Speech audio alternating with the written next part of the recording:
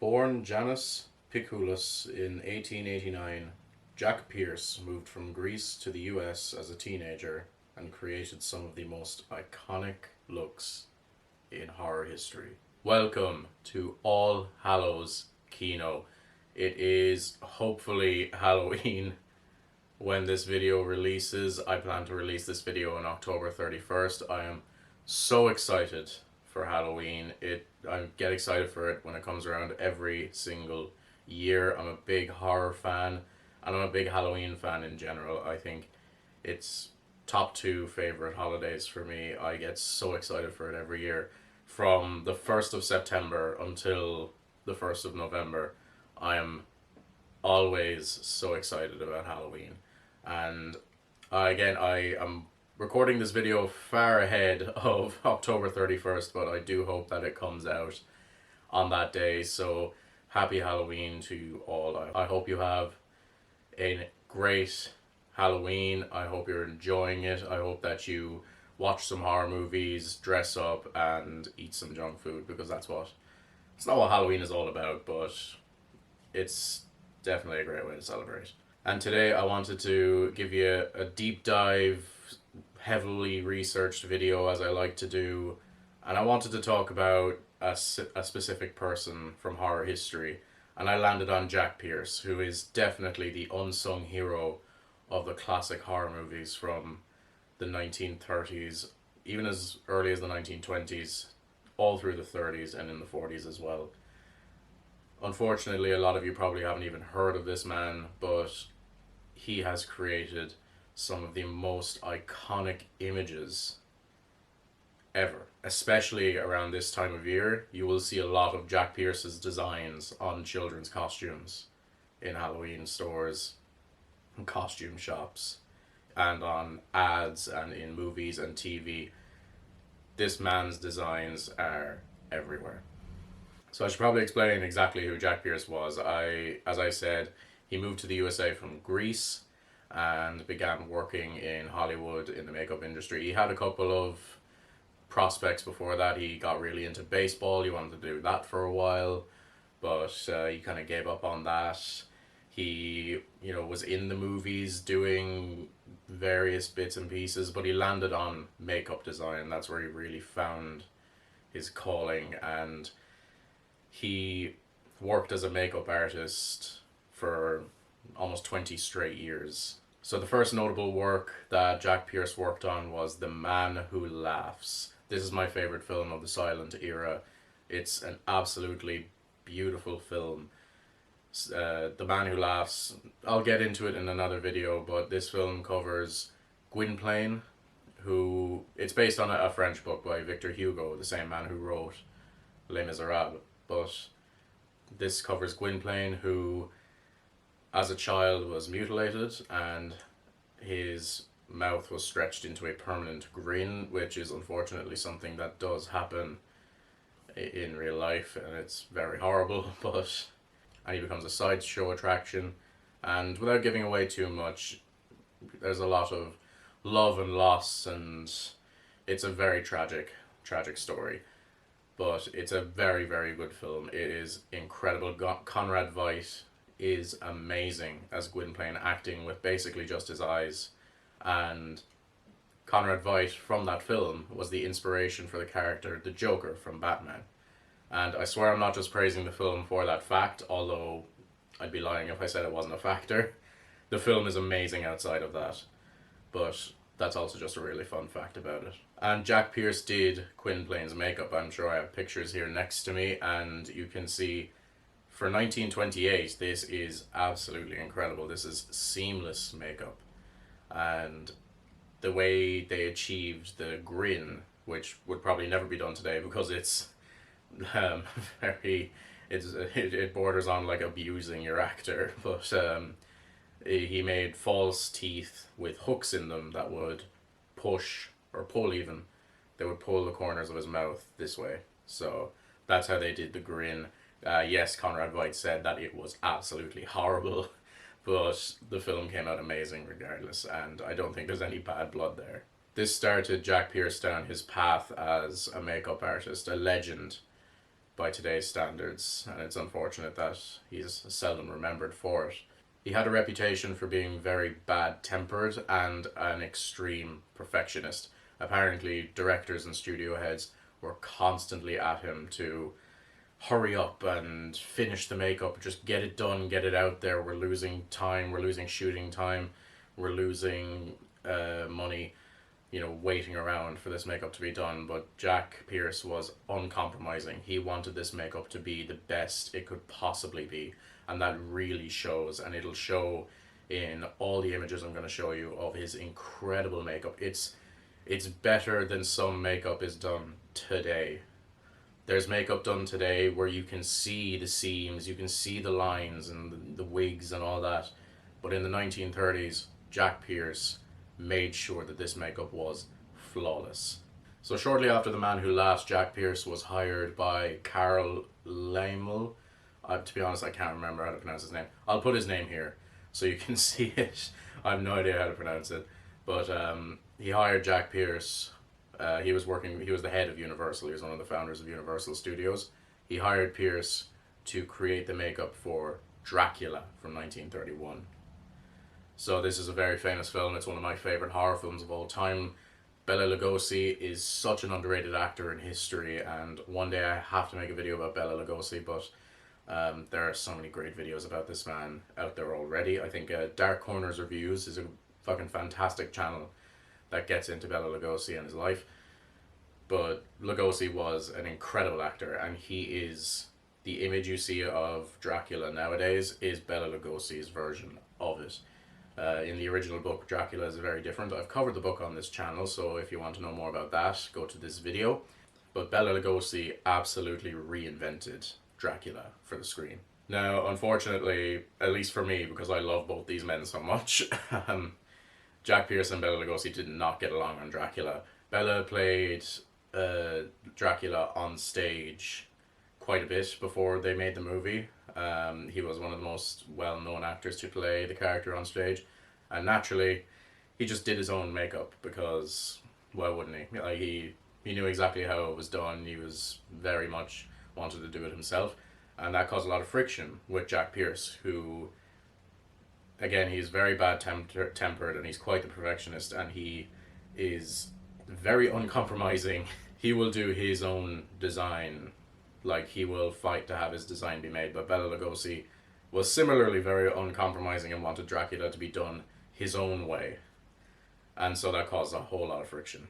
Mainly, Bela did not want his face to be covered. And I imagine Pierce, probably having read the original book where the description of Dracula can be of a very gaunt person with a mustache and big, long hair and like very, very complex makeup designs. I imagine Jack really wanted to take it to a whole new level and make it frightening. But Bela did not want his face to be covered up by makeup. He was a little bit vain, but also wanted his reputation, he wanted his face to be out there, not this faceless monster. Which is understandable, but at the same time, I imagine Jack's ideas for Dracula must have been absolutely incredible. And regardless, I think Bela Lugosi does an amazing job. I don't think he needs that much makeup to be frightening. The one conceit he would make to Jack is Jack was allowed to paint his face a particular shade of green that would catch the camera just right. That would make Bela look incredibly pale. These are black and white cameras, so a lot of the time things aren't shot in black and white, but they have to be considered for black and white when you're filming it. Like, there's often old black and white films, like I think the original Addams Family house was actually pink, because pink shows up really well on camera. And I think a Superman suit as well from like an old Superman TV show was also pink, because again, pink shows up better. Blue just looks black in black and white, but pink shows up really nicely, and obviously it never looked blue, but it looks like a lighter color as compared to the cape. So Bela did concede to let his face be painted green, a certain shade of green anyway, that would make him look incredibly pale on camera. And there's something for if you decide to watch the Dracula film or rewatch it, you can now imagine Bela Lugosi's face being bright green while they're filming all of this. How did nobody in the 1930s just burst out laughing when they had to act like this? Because everything was just an insane color because it had to be caught on camera. And so we move on from Dracula to Frankenstein, directed by James Whale. This is another one of my favorite horror films. I will get into my personal Frankenstein trilogy, the Frankenstein, Bride of Frankenstein, and Son of Frankenstein. I'm tripping over my words here. Frankenstein, Bride of Frankenstein, and Son of Frankenstein. Jack Pierce worked on all three of these films. I'll get into little bits of each one, but I need to do a video on all these films as well. Kind of regretting not doing it this year, but I've filled my quota for films, so maybe next All Hallows Kino I can give you some of that. However, before Boris Karloff was brought onto Frankenstein, Bela Lugosi was set to play the monster. And you can imagine that Jack Pierce and Bela Lugosi, once again, there's a lot of friction over what the makeup would be, because Jack Pierce, this is Frankenstein's monster. This is different from Dracula. Dracula was known in the book to appear quite handsome, especially the more blood he drank.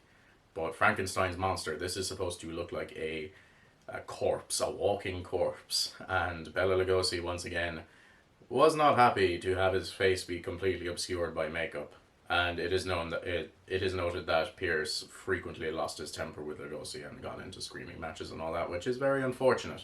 I don't think Pierce was necessarily the whole reason, but Lugosi did end up walking away from this movie because he didn't want his career to go in this exact direction, and it's very unfortunate that Lugosi did get typecast as Dracula. Who knows what would have happened if he played the monster? I mean, he does play Frankenstein's monster many years later. Ultimately, I don't think his career would have been much better, but Bela Lugosi, it's just very unfortunate that he became typecast as a Dracula and couldn't really break out of that. It's very unfortunate because he was a truly fantastic actor. However, when Boris Karloff came on to play Frankenstein's monster, a lifelong friendship was brewed between Boris Karloff and Jack Pierce. Pierce and Karloff, they related to each other quite a bit, specifically over both of them being immigrants. They both came to the US from foreign countries, and they could kind of relate over that, and they just seemed to get on a lot better than Pierce did with basically anybody else. And thankfully, Karloff allowed Pierce to cover his face up with makeup. Karloff did not care. He basically allowed his face to be a complete blank canvas for Pierce to work on to create the monster. And he was just as dedicated to creating the ideal Frankenstein's monster as Pierce was. At this point, Pierce was desperate to prove himself. The Man Who Laughs, Gwynplaine, there wasn't much to do there in terms of makeup, just to create the grin. And when he was working for Universal before on Dracula, he wasn't allowed to show his talent. But on this, he was desperate to prove himself as the legend that he is. So he was trying out so many different ideas for what Frankenstein's monster could look like. He and Karloff read through the book, and they just couldn't find a feasible description of Frankenstein's monster. There's a lot of descriptions of Frankenstein's monster in the book. I have read it, and yeah, aspects of it could have been very, very difficult to create in the 1930s when it comes to makeup. However, like in the film with Dr. Frankenstein and Fritz, Pierce and Karloff were creating the monster in their own laboratory as the dressing room in Universal. They were constantly working and constantly trying to create the ideal monster. Pierce took the Frankenstein concept from quite a few different ideas. He looked at a medical book which showed that there were 6 different ways to cut open a human skull, and the way that he thought was most appropriate for the film was to slice across the forehead and open it up like a lid, like a jar. And he thought, yeah, that's what Dr. Frankenstein would do, because the doctor doesn't really give a shit at this stage. He's already doing horrible things like grave robbing. He would just cut across the top, open it up like a jar, pop the brain in, fuse it shut with a couple of metal clamps on either side. So I love these things where when you're creating something, even if it's just a prop or a costume or makeup, you always have a story behind why these choices were made. I think the best costumes and the best makeup and the best props and the best sets on film, they always have a a story written behind it. So to create the head shape, because Frankenstein's monster has a big old square head. He's like me. He's got just a fucking straight like that, and Karloff's head doesn't really look like that. So in order to do that, Pierce used cotton and a chemical called collodon, which was apparently very flammable, which meant that Boris Karloff was not allowed to smoke while he was wearing the makeup because it would have set his head on fire. Still more safety taken into consideration than the Wizard of Oz. Look up that fucking mess. The eyelids were at first made out of wax, but then later they were made out of rubber to create those heavy, drooping eyelids, almost as if he's still half dead. And of course, like with Dracula, Karloff had to wear green face paint on his face. Maybe this is where the idea that Frankenstein's monster was green came from. People described it that way on set, maybe. Because in the original book, he's not green, he's just got really pale features. So maybe that's why they make him green in like basically everything now. It's always like a shade of green or blue or whatever. It's never just like a really pale, fleshy tone. And finally, and this is the most disgusting fact about this makeup, is that black shoe polish was put in Boris Karloff's like fingers and his fingernails and stuff like that to create the effect that blood had collected there and dried. Yuck. But incredibly effective. And so Frankenstein's monster was created. I mean, what can I say? Like, the Frankenstein's monster is one of my favorite horror monsters of all time, and a lot of it has to do with Jack Pierce and Boris Karloff. One more little fun fact about the makeup, and this was not Pierce's idea. Boris Karloff had a set of false teeth right around here. And so if you look at this image of Frankenstein, you can see that his cheek is like sullen in as if he's already started to rot away. And that's because he took those false teeth out, and when that happened, his cheek would just fall inwards. And that's why it looks like that. And it's incredible, and it's terrifying. This has got to be one of the most iconic horror monsters of all time. Everybody knows Frankenstein. Well, specifically the monster, but I don't want to be that guy that corrects people about it all the time. I refer to him as the monster, but I get that everybody calls him Frankenstein now. It's just much easier to understand because, monster can mean anything. It's hard to describe really how this took off. You go into any Halloween store right now and there's Frankenstein costumes. That is Jack Pierce's makeup with the square head, the bolts in the side of his neck, which, fun fact as well, scarred Boris Karloff's neck. But you've got the bolts, you've got the stitching. All this stuff came from Jack Pierce's mind, and nobody fucking knows about it, which is kind of disappointing, but we'll get to that part of his career. Like I said, you can't overstate it. I mean, it's in movies still, like the Hotel Transylvania movies. It's very much Jack Pierce's Frankenstein. And in ads and in television, everywhere, this is what people think of when they think of Frankenstein's monster. And even outside of that, this makeup is incredible. It looks real. It doesn't look like it's made. There's there's Frankenstein makeup that looks worse than this, and I think it's because they go too big and they try too hard. Jack Pierce was a perfectionist, but he was also an expert in subtlety. Little things in this makeup, story reasons as to why everything is the way it is, makes for just the most incredible makeup design ever. Moving on from Frankenstein, after this film, Jack Pierce faced a lot of, I wouldn't say backlash, but he was often compared to Lon Chaney Sr., who was known as the Man of a Thousand Faces. He's responsible for images like this and this. Good luck sleeping tonight. Lon Chaney was the precursor to Jack Pierce. He was the master. He was known as the Man of a Thousand Faces. Jack Pierce had a lot to prove with his own designs. So in 1932, Pierce worked with Karloff again on The Mummy, which is a film that I don't love, but I respect heavily. I need to see the Brendan Fraser movies, to be honest. And again, the makeup design for this is absolutely incredible, and I've seen makeup designs for the Mummy after this film that Jack Pierce didn't work on, and they just couldn't figure it out really. And a lot of what Jack Pierce did here, he would boil linen until it literally fell apart in his hands and applied it to um, Boris Karloff. For the face, there was a coat of like clay applied to Karloff's face, and then that was covered with cotton that was glued down to his face, and just the way it all reacted together created this effect on Karloff's face. It's very hard to describe all of this stuff without just showing you what it looks like. Look at it.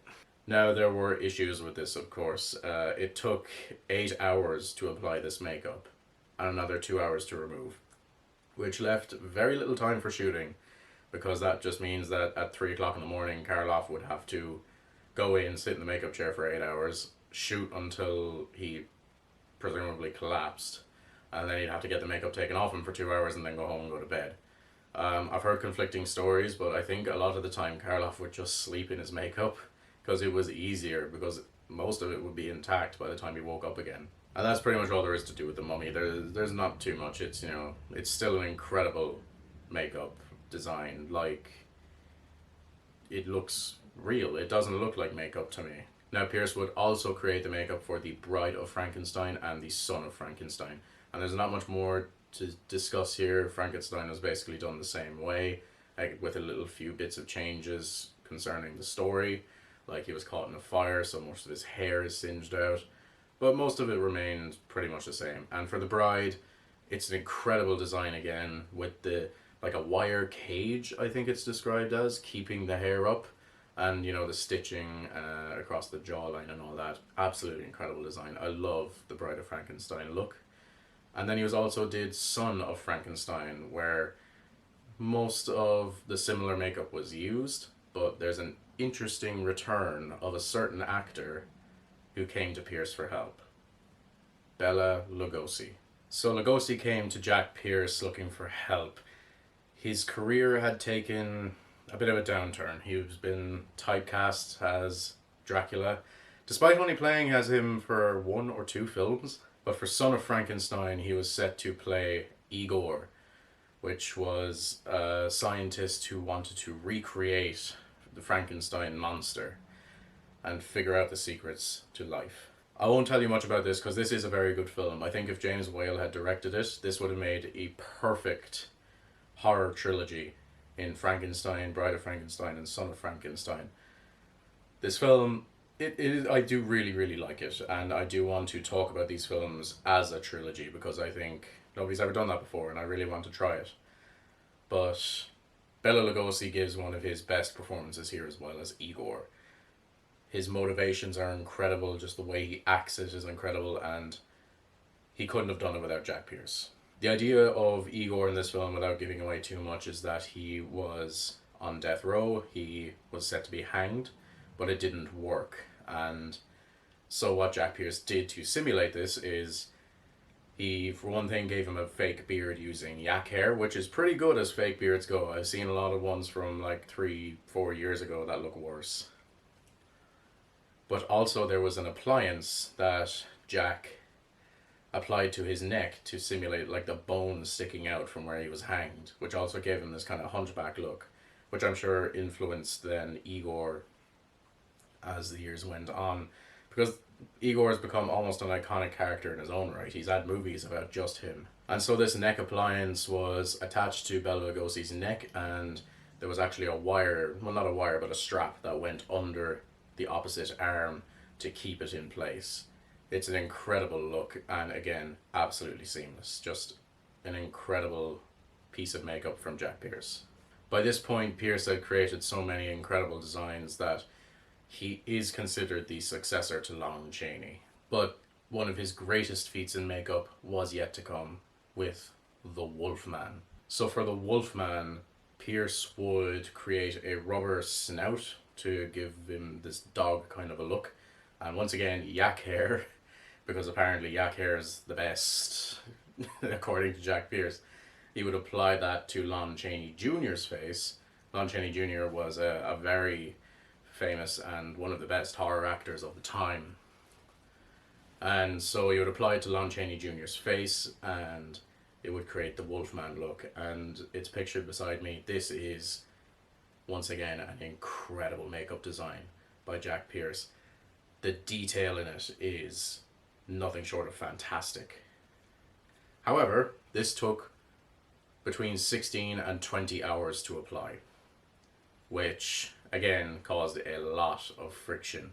Pierce was not well liked for taking this long to do this. Studio heads constantly breathed down Pierce's neck, trying to get him to speed up the process, but Pierce was an uncompromising perfectionist.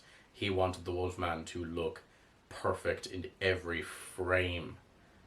And it does. It's now an iconic scene at this point, but the transformation scene in the Wolfman is almost unmatched. It's been done very, very well in later films. Apparently, I haven't seen this film, but American Werewolf in London is apparently a very good sort of successor to this kind of a film. But, I mean, for 1940 something, I can't quite remember the date, but for the 1940s, this was revolutionary. It was a collaborative process between Pierce and John P. Fulton, who was a cinematographer. It would involve a stop motion effect where Chaney would sit there and Pierce would apply hairs, and it would keep going, and he'd create this stop motion thing of placing all these pictures together and these hairs would start appearing. The only challenge was, well, not this was a challenge, but the big challenge was applying the rubber nose. They put a sheet of glass in front of the frame, drew Chaney's outline. Chaney would go to the dressing room, Pierce would apply the snout, he would go back out to the in front of the camera, line up with the outline that they drew, get into position again, and then they'd film again with the rubber snout. This is incredible feats of filmmaking. Like, you don't get stories like this anymore, because the story is we had the actor in 3 different stages and we used CGI to fill in the gaps.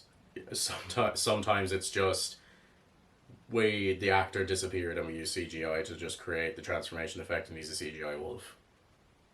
You know, Harry Potter. Stories like this don't happen because effort like this is not put in anymore. And this is the type of filmmaking that I love the most, finding practical solutions to these. Yes, it took a long time, and yes, it was probably very annoying to have to deal with Jack Pierce, and yes, they probably lost money, but look at what it became. After the Wolfman, Universal was getting very sick of Jack Pierce's bullshit. They were growing more and more impatient. Pierce had very solid ideas of what he wanted, and the studio did not like that. And after House of Dracula in 1945, Pierce was shown the door of Universal. They were done with his shit. Now, I'm going to get my notes for this quote, because this person deserves the shame of having the entire quote read out. A studio head was noted as saying this when Jack Pierce was shown the door. "So the makeup isn't perfect. People are still buying tickets, and that's all that counts in this business." They never learn, do they?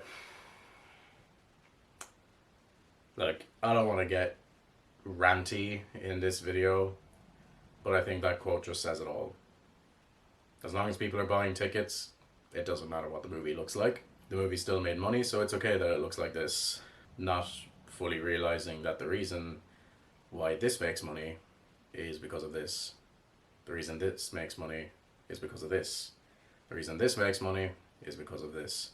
However, it's a somewhat tragic end, but not an altogether terrible one. Incredible makeup artists like Rick Baker were responsible for this, and this, and this. And Tom Savini, who is a legend in his own right, responsible for this, and this, and this. They all cite Jack Pierce as the inspiration to them. They would not be in the business without Jack Pierce. So you wouldn't have had those images that I just showed you if not for Jack Pierce. Now, because Jack Pierce was not often credited for his work, he died in poverty in 1968, and his funeral was attended by around 4 or 5 people, which kind of sucks. However, every Halloween, his legacy is tributed by people as young as 2 or 3 years old. When a kid dresses up as Frankenstein, he's constantly being tributed with adaptations that have to take from his work because it's just too iconic not to. Even direct adaptations of Mary Shelley's book still take influence, often more influence, from Jack Pierce than they do from the original book. Not to take anything away from that, but this is Jack Pierce's legacy. Werewolves, as they are known today, look like the way they do because of Jack Pierce. Marvel recently made a werewolf short film, and it's just Jack Pierce's design, adapted in 2023. You can't overstate the impact that this man had on film and on culture. This is cultural. This is not just in the sphere of film, which a lot of things are. This is beyond that. It's taken on a life of its own. It goes throughout all of culture, throughout books, music, movies, costumes, stores, commercials. They all use Jack Pierce's incredible work. And it would not have been the way it was if not for him being a perfectionist asshole about it. So this video can also be considered a tribute to Jack Pierce, a much more direct one. Jack, if you can hear this, you created something incredible, and you do not deserve to be forgotten for it. Just to credit my sources for this video, because a lot of my research came from very specific places, good old Wikipedia is where I started. I also took an article by Frank Taylor, which I read on, I can't remember the name of the website, but the article was written by Frank Taylor, which most of this information is gleaned from, and also a Blu-ray extra on my Blu-ray copy of The Mummy, which is the life and art of Jack Pierce, where you have people who knew him as well as sons of people who knew him and just researchers in general talk about him and his legacy. So that's where all these sources came from. Happy Halloween, everybody. I hope you enjoyed this video. Leave a comment down below. What is your favorite Jack Pierce makeup design? Is it the Wolfman? Is it Frankenstein? Is it Dracula's green face? Is it the Bride? Is it Igor? I like Igor. I think it's great. It's not the best, but it's great. So let me know in the comments down below how you're celebrating your Halloween. Let me know down below. Subscribe to this channel for more videos like this one. I'm looking forward to the Christmas season now, so enjoy more videos for that. Have a great day, everybody.